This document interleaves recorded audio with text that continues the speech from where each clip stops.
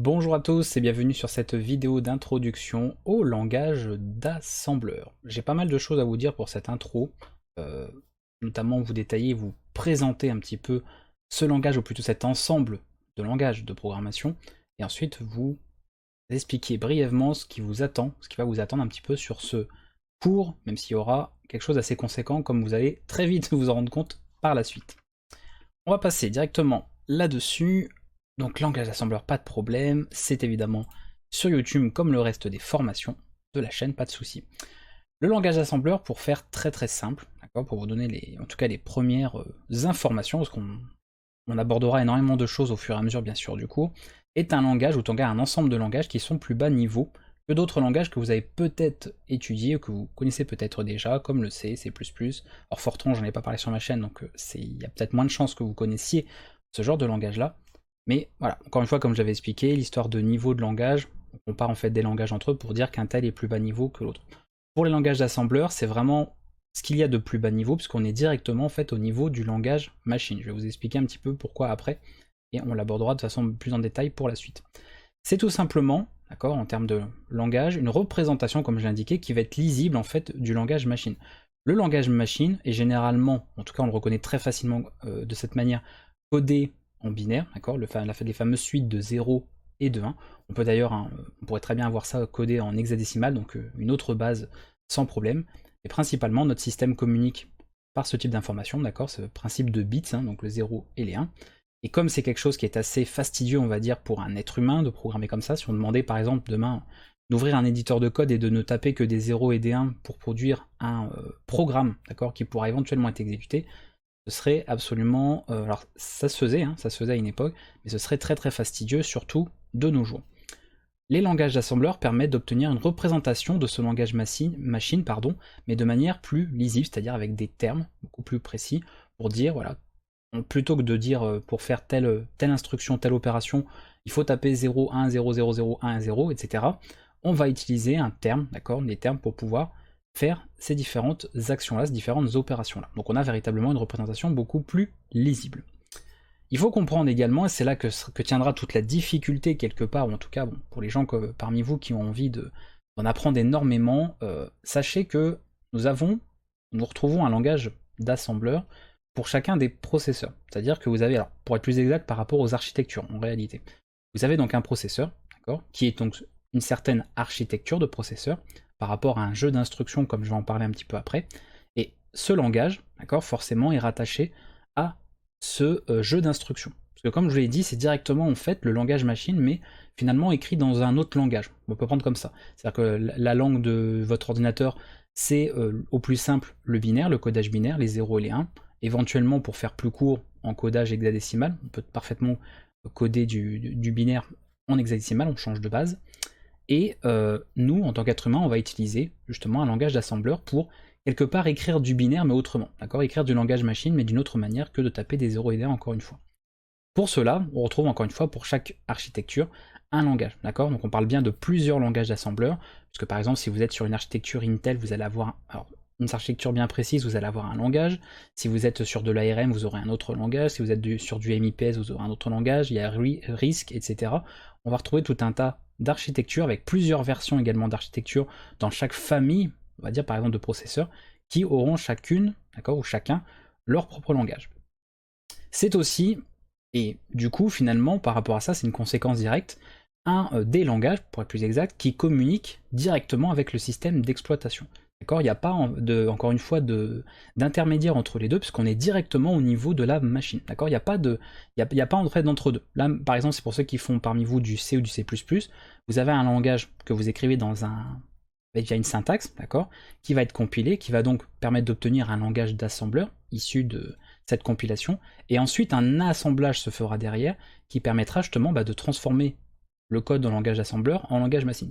C'est pour résumer, c'est une simple finalement traduction de l'écriture assembleur finalement à une écriture par exemple sous forme binaire ou hexadécimale selon le codage qui est utilisé.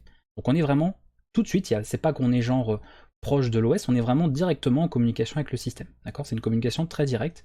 Et pour cela, évidemment, qui ne dispose pas forcément, on va dire, de sécurité ou d'intermédiaire. Donc évidemment, vous allez voir qu'on peut tout faire, bien sûr, de manière très avancée, mais en même temps, on peut aussi tout casser, enfin en bref, voilà, de produire des programmes qui plantent complètement, puisqu'il n'y a pas forcément de vérification de quoi que ce soit. Mais on en parlera un petit peu après, et on reverra tout ça bien sûr au niveau du cours. Je vous ai marqué un bref historique, tout simplement, notamment au niveau des langages, donc on a en tout cas, après, bon, évidemment, on pourrait aller beaucoup plus loin, on pourrait en parler longuement, l'invention, en fait, qui remonte donc, au niveau des langages assembleurs, c'est faite aux alentours des années 1950, de l'année 1950, avec notamment, c'est même 49, je crois, mais peu importe, c'est aux alentours de ça. Et on a eu un premier programme, c'est surtout ça qui a été marquant finalement dans l'histoire du langage assembleur, où il y a un premier programme qui a été écrit par IBM lorsqu'ils ont commercialisé leur premier ordinateur, donc en 1954, et c'était l'IBM 701. Okay, notamment, d'autres outils qui sont nés, c'est-à-dire que le langage assembleur, même encore aujourd'hui, sert à énormément de choses et a servi à énormément de choses.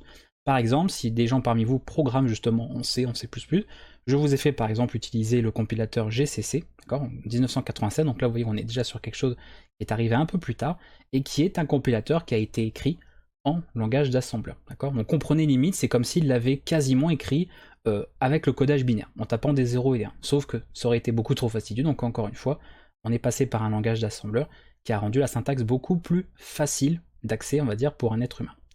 Voilà, pour résumer, très simplement, j'ai pas voulu faire trop long de toute manière, il y a plein de choses qu'on abordera en détail, évidemment, au fur et à mesure des séances, comme je le fais pour n'importe quelle formation sur la chaîne. Passons maintenant à quelques petits prérequis, à mon sens, qui sont très importants, parce qu'on entend souvent des petits abus de langage. Alors, quand on parle d'abus de langage, ça ne veut pas dire que c'est gravissime, mais c'est toujours sympa de dire les choses comme il faut. Ça évite notamment quand on parle de cryptographie de sortir le mot crypté en français, d'accord, qui ne veut absolument rien dire, sauf dans certains cas bien spécifiques. Et quand on parle de chiffrement ou autre, on parle de chiffrer, non pas de crypter. Bien là, pour tout ce qui est finalement langage d'assembleur, etc., on va être clair sur certains termes pour bien détailler et bien définir les choses. Vous allez très souvent entendre parler de langage assembleur, d'accord, ou même si on utilise un diminutif, langage ASM, d'accord, en 3 lettres, en majuscule, mais en réalité le terme est assez faux, c'est-à-dire que l'assembleur en fait c'est tout simplement l'outil, d'accord, le programme qui va permettre de traduire votre code écrit en langage d'assembleur, c'est pour ça que j'insiste bien, c'est ce qui est marqué sur ce titre, je parle bien de langage d'assembleur et pas langage assembleur, ok. Et l'assembleur en lui-même, qui est un peu l'abus de langage qu'on utilise, c'est lui qui va faire la traduction de ce langage directement à un codage directement du langage machine, donc codage binaire, hein, le plus standard qui soit, ou autre, d'accord, qui va faire directement la traduction. Donc on a cet assembleur. Le langage assembleur, bon je reviens pas dessus, c'est ce que je vous ai expliqué, c'est ce que vous allez écrire en tant que programmeur sur vos fichiers, etc., avant de passer à l'étape d'assemblage, d'accord. L'assemblage, c'est l'action utilisée par l'assembleur, d'accord. L'assembleur va assembler, va faire un assemblage pour, depuis votre langage assembleur, produire directement de la traduction vers le langage machine, okay, sans détour, sans utilisation d'une autre syntaxe, vraiment le plus clair pour la machine. L'étape inverse, en tout cas l'action inverse de l'assemblage, c'est évidemment le désassemblage. Comment ça fonctionne le désassemblage? Tout simplement, vous avez n'importe quel programme, d'accord, que vous avez, quel qu'il soit, et vous allez pouvoir désassembler ce dernier pour obtenir un code en langage d'assembleur à partir de ce programme. Ce code en langage d'assembleur aura été bien évidemment généré et reprendra toutes les opérations finalement produites, bien sûr toutes les instructions produites par le programme de base sur lequel vous avez commencé à travailler. On parlera très rapidement aussi des assemblages notamment. Pour le langage d'assembleur, bon ça je l'ai dit, voilà, langage d'assembleur, on peut l'appeler langage d'assemblage aussi, bref, il y a pas mal d'autres termes qu'on retrouve, et vous verrez, voilà, par abus de langage, on a souvent tendance à dire langage assembleur, donc même si des fois il pourra m'arriver, je sais pas, peut-être en allant vite de vous le dire, considérez toujours qu'encore une fois, on parle bien de langage d'assembleur, ok. L'assembleur, sans parler de la personne qui va monter un PC, c'est l'élément en lui-même, le programme qui va faire la traduction, ok, c'est pas le langage en lui-même. Voilà. Ça c'est bon pour cette partie.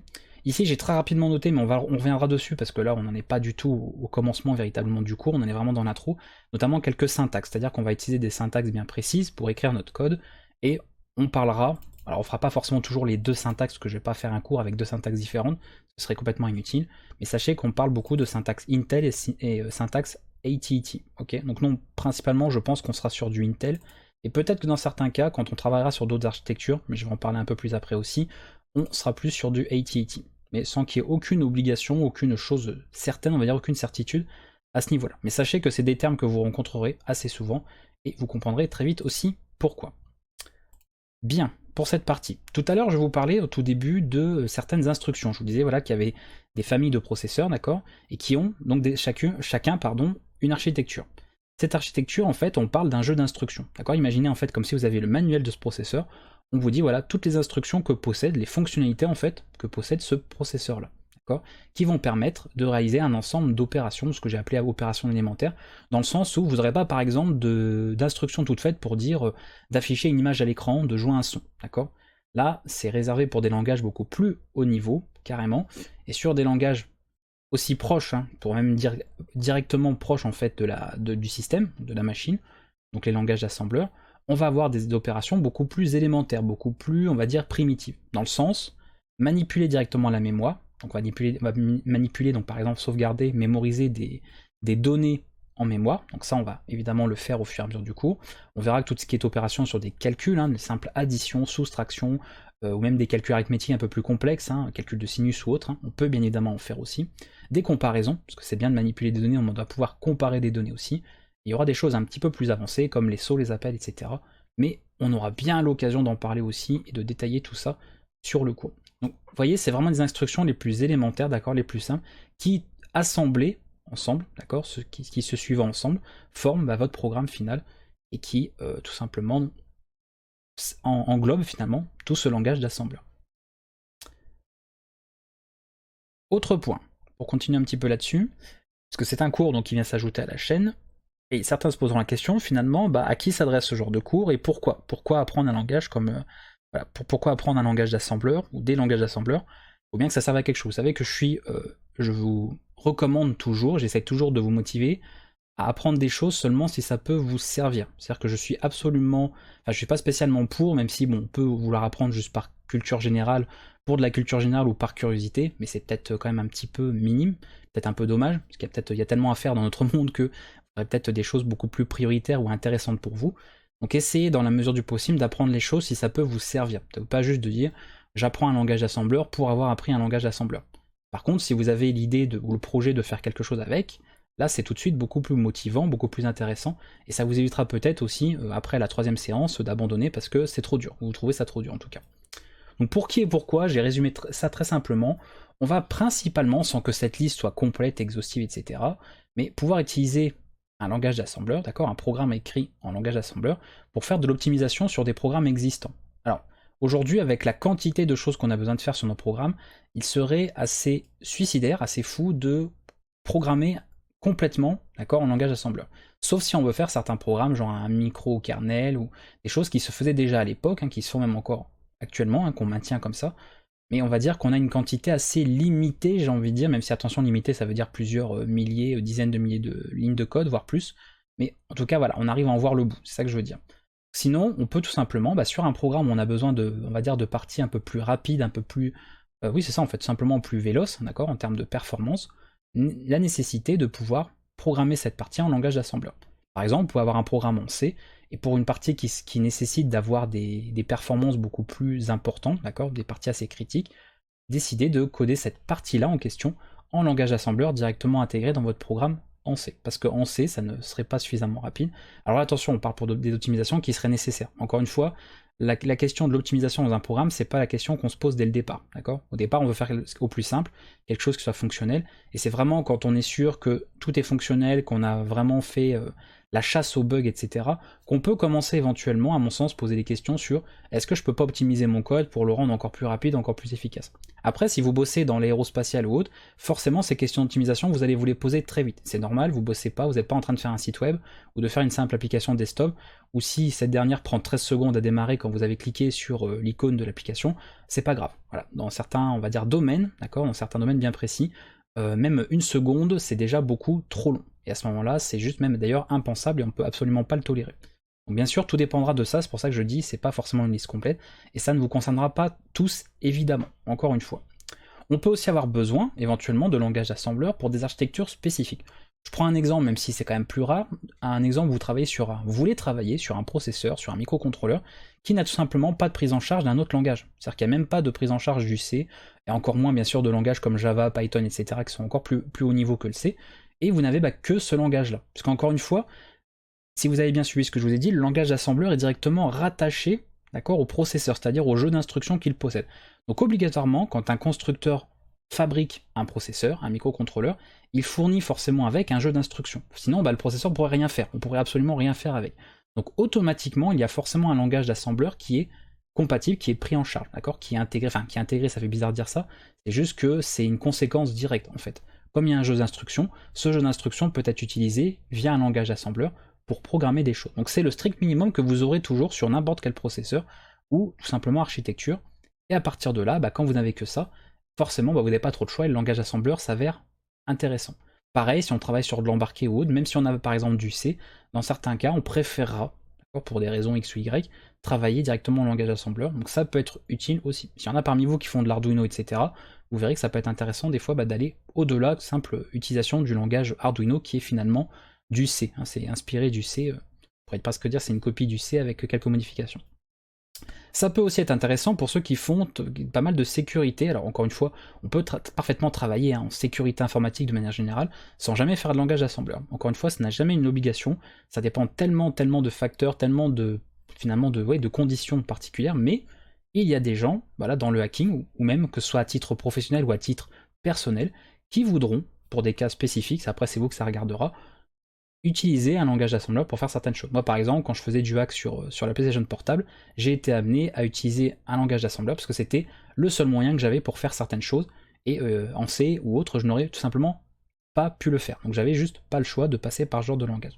Notamment pour tout ce qui est analyse et rétro-ingénierie. Voilà, c'est des choses qui sont nécessaires. Comme je vous l'ai expliqué, notamment l'étape de désassemblage. En gros, vous avez un programme existant, vous voulez revenir à un programme original, c'est-à-dire logiquement ce qui est le plus proche du langage machine, d'accord, du code machine. Il n'y a que la rétro-ingénierie, et merci la moto, voilà, elle est passée, qui permet cela, et c'est via un langage assembleur. Voilà, vous ne ferez pas de rétro-ingénierie avec du Java par exemple. Vous pouvez faire de la décompilation de programmes en Java ou en Python, ou des langages plus haut niveau comme ça qui ne sont pas vraiment purement compilés. Pour autant, quand on parle d'autres langages ou d'autres programmes exécutables par exemple, c'est la rétro-ingénierie qui permettra d'obtenir un code en langage d'assembleur. Donc c'est utile bien sûr de connaître ce langage-là, parce que vous ne pourriez pas analyser un code écrit en langage assembleur si vous ne connaissez pas ce langage. Ou alors c'est vraiment se prendre la tête pour rien, d'avancer à l'aveuglette sur un code que vous ne comprenez pas. Et en dernier point, bien sûr, j'ai mis comme ça, simplement par curiosité, même si bien sûr, il y a sûrement peut-être plein d'autres choses que vous pourriez apprendre avant par curiosité qu'un langage d'assembleur. Donc encore une fois, voilà, sachez ce que vous faites, ne vous lancez pas forcément là-dedans parce qu'on vous a dit que c'était génial, etc. Il n'y a rien de mieux, il n'y a pas de moins bien, il n'y a pas de meilleur, il n'y a pas de moins bon que tout le reste. Tout dépend de ce que vous voulez faire personnellement ou à titre professionnel, comme carrière ou autre. Et comme je sais pas, je connais pas votre vie, je ne sais pas ce que vous voulez faire au travail ou simplement, on va dire à titre de loisir, à vous de répondre à ces questions-là et de voir si effectivement apprendre un langage d'assembleur, ça peut vous être utile et ça peut vous servir, d'accord? Sinon, vous aurez peut-être plutôt intérêt à vous former ou vous intéresser à autre chose. Voilà, pour cette petite parenthèse qui me semblait très importante. Et là, c'était plus la petite, mais attention, voilà, très important, puisqu'on parle bien évidemment d'un langage ou de langage d'assembleur qui sont directement rattachés à la machine, évidemment, vous allez avoir beaucoup plus de code à écrire qu'un langage de plus haut niveau. Parce qu'encore une fois, si pour ceux qui font du C, par exemple, vous avez vu qu'avec un simple printf, qui est une fonction, vous pouvez afficher un texte sur une console. Ça, en assembleur, ça n'existe pas, d'accord? Vous n'avez pas une fonction, alors à moins, évidemment, via votre code en langage d'assembleur, passer via un appel de fonction C, mais ça, c'est pas du vrai code en langage d'assembleur, on passe finalement par un autre langage. Si vous voulez faire ça en pur langage d'assembleur, évidemment, vous n'avez pas une fonction toute faite pour afficher du texte sur une console. Vous allez devoir énumérer, détailler, écrire toutes les instructions permettant de faire cela. Et par exemple, la fonction printf, puisque je parlais du compilateur GCC qui a été écrit en langage assembleur, c'est du code en langage assembleur à la base. Tout ce que vous pouvez utiliser dans d'autres langages aujourd'hui, notamment en C, vient du langage assembleur. Et ensuite, le C a servi de base, par exemple, pour faire des langages comme PHP ou Python. Donc derrière Python ou PHP, il y a du C. Et après, il y a peut-être d'autres langages qui sont basés sur Python et derrière, il y a du Python, et qui sont eux-mêmes basés sur du C, qui est lui-même basé sur du langage assembleur, etc., etc. Les langages assembleurs sont finalement les langages originels, d'accord, puisqu'ils sont directement rattachés à l'architecture, et de l'existant que nous avons, donc ce qui est au plus proche directement du langage machine, ont été créés des compilateurs, des interpréteurs, qui ont permis de créer, fabriquer, inventer un langage plus haut niveau, et ainsi de suite, et ainsi de suite, et ainsi de suite. Et plus on va comme ça dans le haut niveau, plus on s'éloigne de la mémoire, plus on s'éloigne du matériel, plus on fait les choses rapidement, moins il y a de code généralement à écrire, moins il y a de risques de faire des erreurs aussi. Voilà, et vous avez compris un petit peu le principe. Forcément, et ça rejoint en toute logique ce que je vous ai dit jusqu'à présent, il n'y a quasiment pas de portabilité du code. Si vous avez écrit un programme en, je sais pas moi, en langage d'assembleur Intel x86, si vous essayez de faire tourner ça sur une machine, une console, un ordinateur qui tourne avec un processeur ARM, vous allez avoir des petits problèmes, d'accord? Donc c'est parfaitement logique. Encore une fois, plus on est sur des langages bas niveau, moins la portabilité se fait, voilà, donc il nécessitera simplement une réécriture du code, et dans le moins pire des cas, une simple recompilation. Mais là, on n'a pas vraiment d'histoire de compilation ici, puisqu'on est directement, encore une fois, sur un langage machine, mais écrit dans une syntaxe plus humainement lisible, on va dire. Et bien sûr, dernier point, le débogage, tout ce qui est détection d'erreurs, etc., est forcément beaucoup plus fastidieux. Encore une fois, parce que pour faire par exemple un seul traitement, d'accord, que vous feriez en C, en Python, et bien là vous allez avoir peut-être des dizaines d'instructions en langage d'assembleur, et forcément en cas d'erreur, il va falloir éplucher un petit peu tout ça, et même avec des outils pour pouvoir faire du débogage, ça va vous demander pas mal de temps. Donc c'est forcément beaucoup plus laborieux, hein, ça c'est voilà, de manière très objective, c'est beaucoup plus laborieux. Pour autant, et ça j'insiste bien là-dessus, le langage assembleur n'est pas forcément plus compliqué à apprendre encore une fois qu'un autre. Voilà. Ça j'insiste toujours là-dessus parce que c'est toujours très subjectif. Personnellement, j'ai pas plus galéré quand je faisais du langage assembleur sur PlayStation Portable qu'à l'époque où j'ai appris du Python et qu'il y avait certaines choses qui me semblaient un petit peu complexes, voilà, au départ, avant de pouvoir les mettre en pratique. Donc voilà, je vous parle après, bon là sur mon vécu, ça veut pas dire que si moi j'ai eu ce vécu-là, tout le monde l'a eu, mais en tout cas de par expérience, je sais que forcément il y a des langages qui demandent plus de rigueur que d'autres. Il y a des langages qui, tels qu'ils sont conçus, sont plus, enfin, comment dire, vous permettent moins de faire d'erreurs que d'autres, évidemment. Vous avez plus de risques de vous gourer en langage d'assembleur, en C, qu'en Python, en Java, en C# par exemple. Pour autant, ne calquez pas forcément le niveau de rigueur ou le niveau de risque d'erreur d'un langage avec sa complexité, d'accord? Il y a des gens, ils se débrouillent complètement en langage assembleur et ils seront incapables de programmer en Python parce qu'ils n'ont juste pas la logique, ils ne comprennent pas comment ça fonctionne et ils ont besoin d'être directement proches au niveau de la mémoire, de manipuler des registres, d'utiliser tout simplement les bonnes instructions, d'accord, le bon jeu d'instructions tel qu'il faut. Et dès que vous commencez à leur parler de fonctions, de classes, etc., ils sont complètement perdus. Donc c'est vraiment très subjectif. À vous de voir, c'est pour ça que dans cette intro, vous voyez, je n'ai pas parlé de complexité, de c'est plus difficile que le C, moins facile, plus simple, etc. Non. C'est vraiment des choses très subjectives, ça dépendra de vous. Il y a peut-être des gens parmi vous qui s'en sortiront mieux, ou qui seront beaucoup plus à l'aise en langage d'assembleur, que via un autre langage, par exemple, plus haut niveau. Ça, ce sera à vous de voir. Mais en gros, pour autant, si on veut rester objectif, le code sera plus long, il n'y aura pas de portabilité comme vous pouvez l'avoir sur des langages plus haut niveau, et en termes d'erreurs, si vous faites des erreurs et ça a plus de risques d'arriver, forcément pour tout ce qui est dépannage, débogage, correction, etc., ce sera plus fastidieux. C'est parfaitement logique, c'est comme ça que les langages sont. Forcément, s'il y a plus de risques, ce sera plus fastidieux pour les corrections. Voilà, et je crois que j'ai fait le tour plus ou moins de tout ça. Pour terminer, que va proposer, alors j'ai pas été très, comme vous voyez, j'ai été assez succinct sur que va proposer le cours, parce qu'il y a énormément de choses, en gros. Au départ, pour être honnête, je pensais par exemple faire un cours langage assembleur pour, par exemple, architecture Intel, genre sur PC, et après éventuellement un cours pour ARM, un cours pour MIPS, et ça va faire beaucoup trop de choses. Il y aura forcément des répétitions, c'est-à-dire que je vais pas réexpliquer par exemple les registres sur 3 cours différents, les instructions sur 3 cours différents, les bases sur 3, etc. Bref, ça aurait fait beaucoup de doublons, beaucoup de choses. Donc tout de suite, je sais tout ce que je veux aborder, c'est-à-dire qu'on va parler de plusieurs architectures. Principalement, on fera de l'assembleur, enfin du langage assembleur sur ordinateur, donc sur des architectures Intel. Hein, il y aura du 7 bits, du 32 bits, 64 bits, etc. On parlera de pas mal d'adressages différents notamment. On parlera des MIPS aussi, donc ça on reviendra un petit peu sur ce que moi personnellement j'ai pu faire sur notamment la PlayStation Portable. Donc ce sera principalement de l'MIPS R4000, pour ceux qui veulent le nom exact. Donc ce sera l'occasion peut-être que vous vous amuserez à faire des programmes en langage assembleur sur PlayStation Portable, pourquoi pas. Et après ARM, c'est assez riche puisque ça peut être sur téléphone, sur certaines consoles de jeux aussi, sur des appareils mobiles, bref, on a de l'ARM un peu partout aujourd'hui, donc on trouve très très facilement des appareils, vous avez très certainement chez vous en fait, un appareil qui possède donc une architecture en ARM, et si vous avez possibilité, si un jour ça vous intéresse, vous pourriez vous amuser à créer des programmes sur cet appareil, donc pourquoi pas.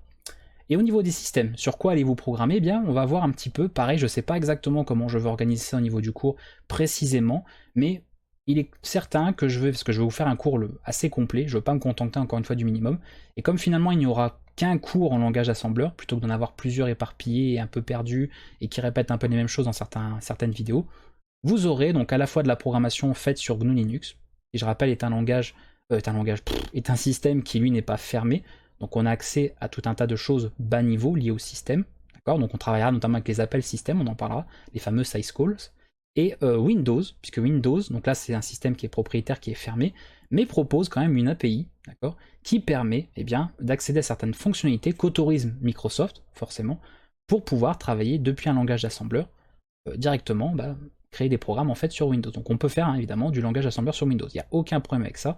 Et comme j'avais pas eu envie de vous dire je vais vous faire programmer sur Linux ou sur Windows, j'avais pas envie de faire le choix parce que je trouve que c'est intéressant de parler des deux, parce qu'on parle très très peu de Windows concernant le langage assembleur, à tort je trouve, même si effectivement c'est un système fermé donc c'est un peu logique. Il y a moins de choses que vous pourrez faire sur un système Windows que GNU Linux en langage assembleur, normal, puisque c'est comme ça, c'est ce que veut Microsoft. Donc ce sera directement au niveau de l'API, donc ce qu'autorise Microsoft. Et après pour GNU Linux, comme c'est beaucoup plus ouvert, forcément là, voilà, vous pouvez faire tout et n'importe quoi. Si vous voulez faire planter votre système, il n'y a aucun problème. Voilà, il n'y aura pas de souci pour ça. Voilà, donc on essaiera de voir un peu tout ça. Je pourrais pas vous dire du coup comment s'organiseront les vidéos.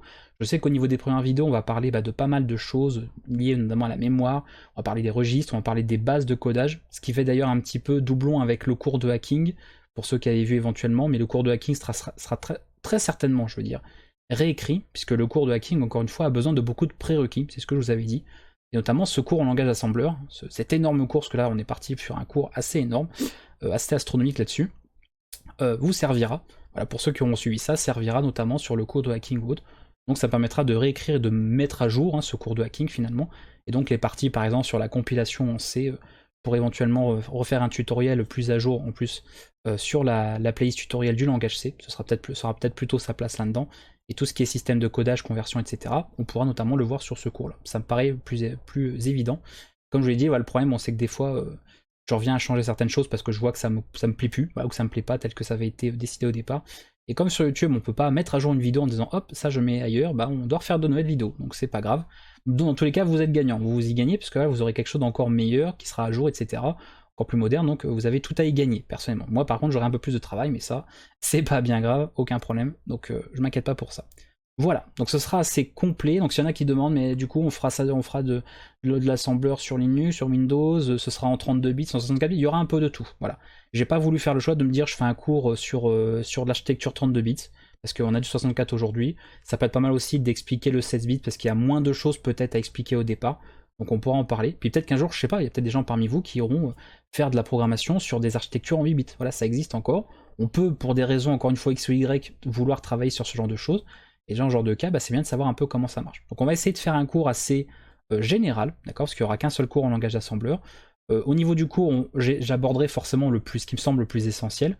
Et après, je dis merci d'avoir choisi justement ce principe de une playlist de cours, une playlist de tuto.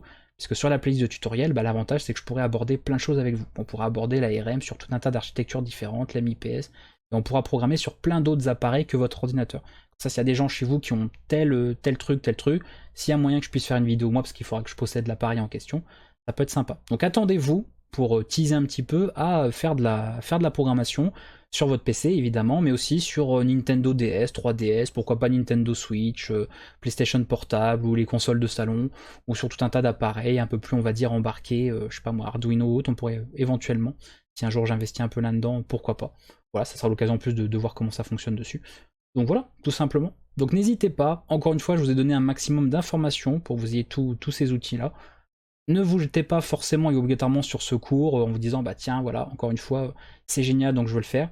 Voilà, moi je vous conseille, c'est un conseil, après vous le suivez ou pas, mais lancez-vous dans un langage comme celui-là et ça vaut pour n'importe quelle formation, pour le C, pour Python, n'importe quoi, si vous savez ce que vous voulez en faire derrière. Voilà. Moi je vois encore des gens qui me disent là je suis en train d'apprendre le cours Python mais je sais pas ce que je veux faire avec.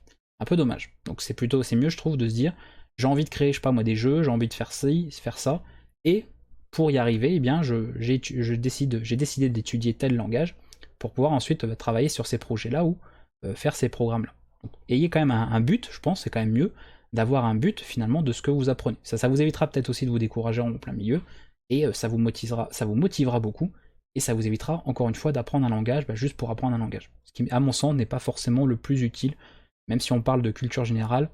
Ouais, c'est bon, enchaîner les langages de programmation pour rien en faire. Il y a peut-être plus intéressant, je pense. Voilà, s'il y a des questions, bien évidemment, n'hésitez pas, parce que j'ai finalement détaillé pas mal de choses pour cette intro, donc n'hésitez pas. Heureux, c'est dommage, la vidéo était presque finie. Bon, tout ça pour dire que si vous avez des questions, des remarques, ou vous avez besoin d'informations supplémentaires concernant ce cours, n'hésitez pas à les poser dans les commentaires, à partager comme d'habitude la vidéo, liker, etc. Vous utilisez notamment les réseaux sociaux. Tout est dit, de toute façon, je pense qu'on avait fait le tour. Oui, regardez, ça c'est magnifique, à bientôt, super. Je vous dis à bientôt pour la suite de ce cours et pour d'autres vidéos à venir sur la chaîne. Prenez soin de vous et n'hésitez pas bien sûr dans les commentaires si vous avez quoi que ce soit à demander concernant toute cette introduction au langage d'assembleur. Ciao!